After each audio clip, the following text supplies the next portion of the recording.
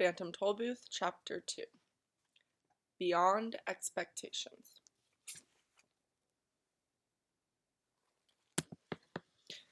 Suddenly he found himself speeding along an unfamiliar country highway, and as he looked back over his shoulder, neither the toll booth, nor his room, nor even the house was anywhere in sight. What had started as make-believe was now very real. What a strange thing to have happened, he thought, just as you must be thinking right now. This game is much more serious than I thought, for here I am, riding on a road I've never seen, going to a place I've never heard of, and all because of a toll booth which came from nowhere. I'm certainly glad that it's a nice day for a trip, he concluded hopefully, for, at the moment, this was the only thing he definitely knew. The sun sparkled, the sky was clear, and all the colors he saw seemed to be richer and brighter than he could ever remember. The flowers shone as if they'd been cleaned and polished, and all the tall trees that lined the road shimmered in silvery green. "Welcome to Expectations," said a carefully lettered sign on a small house at the side of the road. "Information, predictions, and advice cheerfully offered. Park here and blow horn." With the sound from the horn, a little man in a long coat came rushing from the house, speaking as fast as he could and repeating everything several times.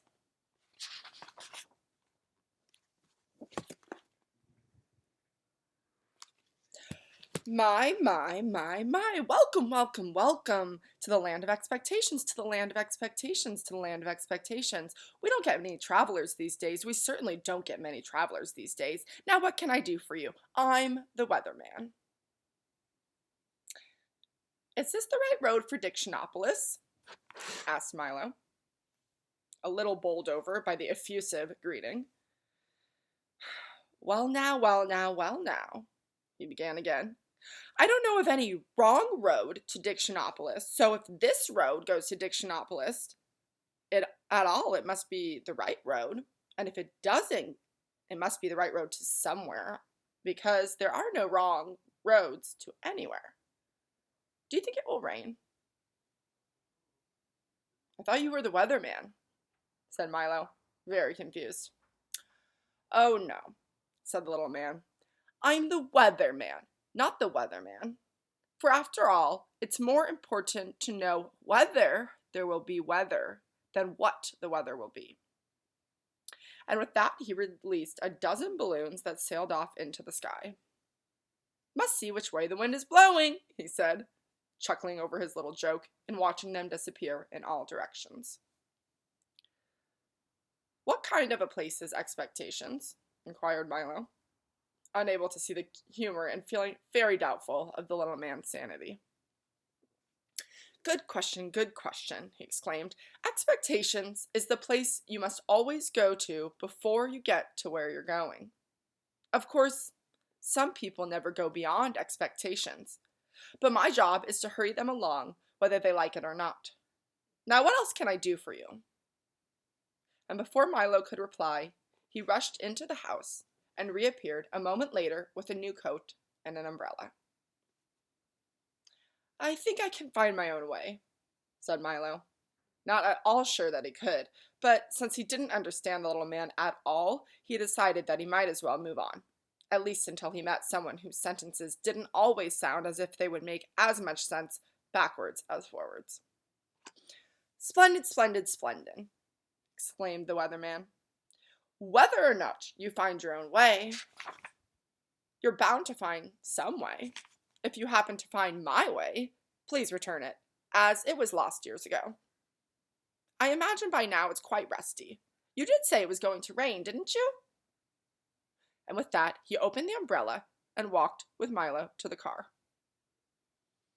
"I'm glad you made your own decision. I do so hate to make up my mind about anything, whether it's good or bad, up or down, in or out, rain or shine. Expect everything, I always say, and the unexpected never happens. Now please drive carefully. Goodbye, goodbye, goodbye, good—" His last goodbye was drowned out by an enormous clap of thunder, and as Milo drove down the road in the bright sunshine, he could see the weatherman standing in the middle of a fierce cloudburst that seemed to be raining only on him. There's our next picture. The road dipped now into a broad green valley and stretched toward the horizon. The little car bounced along with very little effort, and Milo had hardly to touch the accelerator to go as fast as he wanted.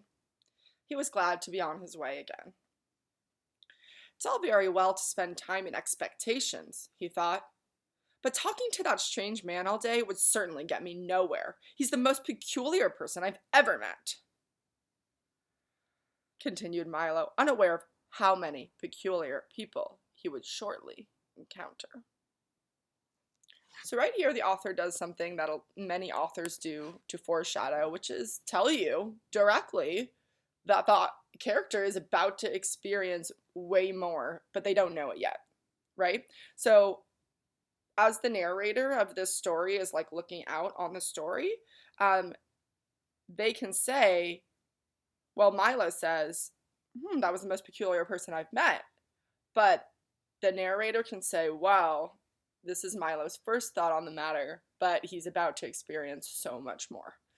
And then it makes us readers want to keep going because we wonder, what are those peculiar people he's going to keep meeting and stuff.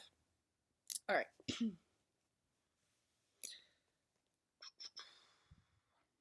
As he drove along the peaceful highway, he soon fell to daydreaming and paid less and less attention to where he was going. In a short time, he wasn't paying any attention at all. And that is why, at a fork in the road, when a sign pointed to the left, Milo went to the right. Along a route which looked suspiciously like the wrong way. Things began to change as soon as he left the main highway. The sky became quite gray, and along with it, the whole countryside seemed to lose its color and assume the same monotonous tone. Everything was quiet, and even the air hung heavily. The birds sang only gray songs, and the road wound back and forth in an endless series of climbing curves. Mile after mile after mile after mile he drove, and now gradually the car went slower and slower until it was hardly moving at all. It looks as though I'm getting nowhere, yawned Milo, becoming very drowsy and dull. I hope I haven't taken a wrong turn. Mile after mile after mile after mile, and everything became grayer and more monotonous. Finally, the car just stopped altogether, and hard as he tried, it wouldn't budge another inch. I wonder where I am, said Milo, in a very worried tone. You're in the doldrums, wailed a voice that sounded far away. He looked around quickly to see who had spoken. No one was there, and it was quiet and still as one could imagine. Yes, the doldrums, yawned another voice, but he still saw no one.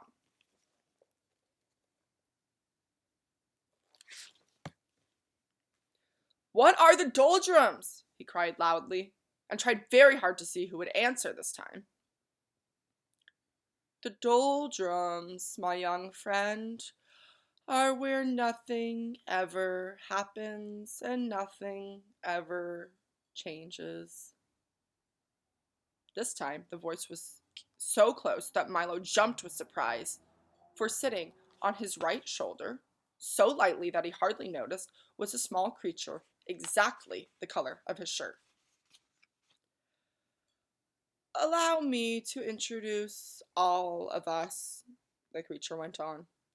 We are the Lethargerians, at your service. Milo looked around, and for the first time noticed dozens of them, sitting on the car, standing in the road, and lying all over the trees and bushes. They were very difficult to see because whatever they happened to be sitting on or near was exactly the color they happened to be. Each one looked very much like the other, except for the color, of course, and some looked even more like each other than they did themselves. "I'm very pleased to meet you," said Milo, not sure whether or not he was pleased at all. "I think I'm lost. Can you help me, please?" "Don't say think," said one sitting on his shoe, for the one on his shoulder had fallen asleep. "It's against the law," and he yawned and fell off to sleep too.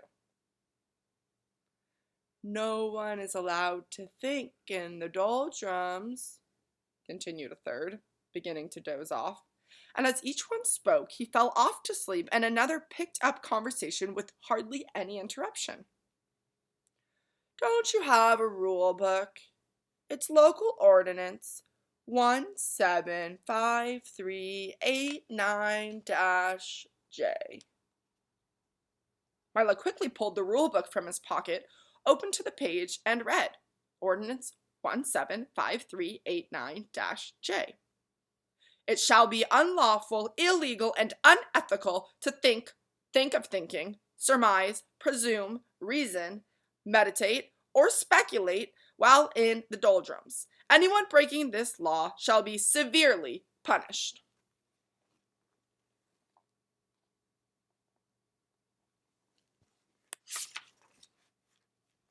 "That is a ridiculous law," said Milo, quite indignantly. "Everybody thinks." "We don't," shouted the lethargerians all at once. "And most of the time you don't," said a yellow one sitting in a daffodil. "That's why you're here. You weren't thinking and you weren't paying attention either. People who don't pay attention often get stuck in the doldrums." And with that, he toppled out of the flower and fell snoring into the grass.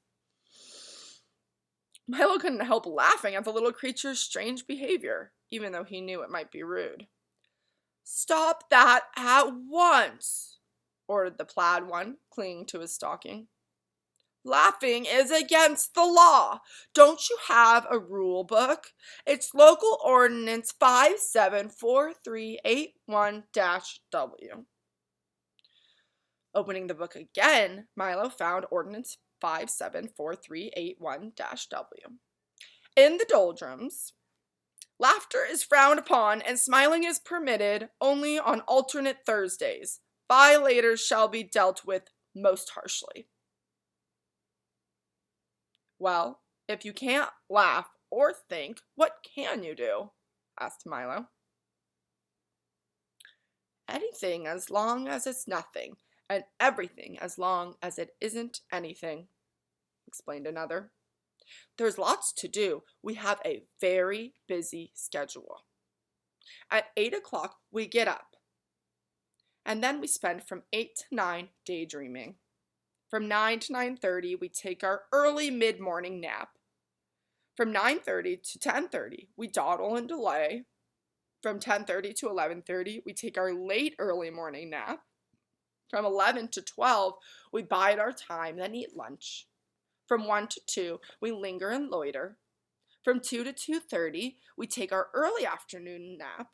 From 2:30 to 3:30 we put off for tomorrow what we could have done today.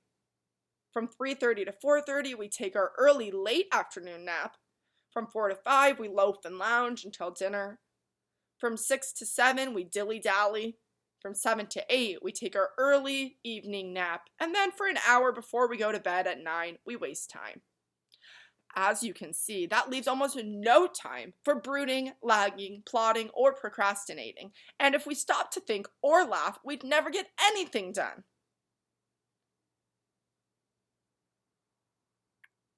Oh, I'm rereading that. Hold on. "As you can see, that leaves almost no time for brooding, lagging, plotting, or procrastinating, and if we stopped to think or laugh, we'd never get nothing done." "You mean you'd never get anything done," corrected Milo. "We don't want to get anything done," snapped another angrily. "We want to get nothing done, and we can do that without your help."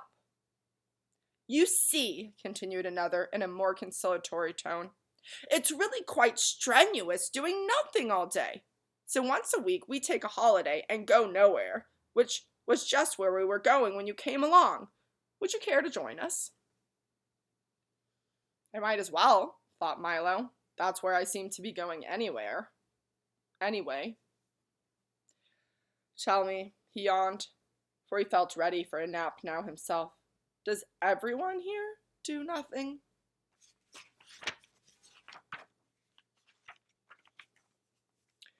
"Everyone but the terrible watchdog," said two of them, shuddering in chorus. "He's always sniffing around to see that nobody wastes time. A most unpleasant character." "The watchdog?" said Milo quizzically. "The watchdog!" shouted another, fainting from fright, for racing down the road, barking furiously and kicking up a great cloud of dust, was the very dog of whom they had been speaking.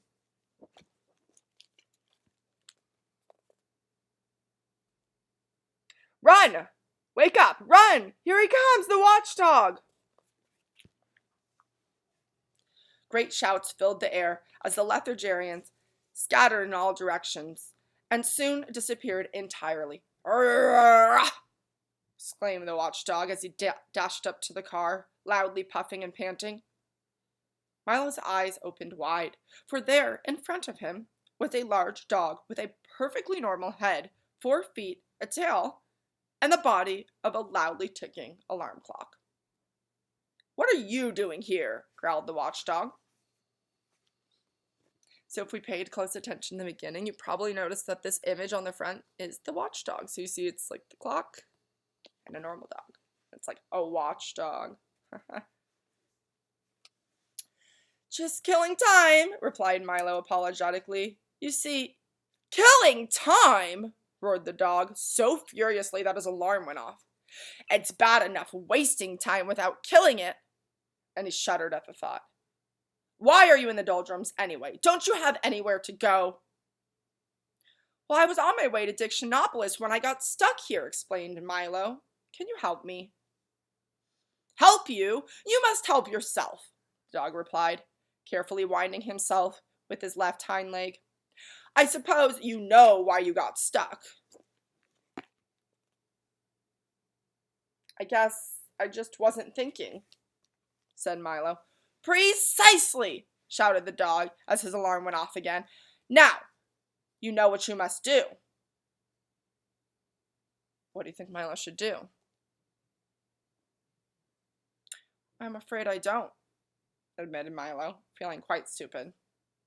"Well," continued the watchdog impatiently, "since you got here by not thinking, it seems reasonable to expect that in order to get out, you must start thinking."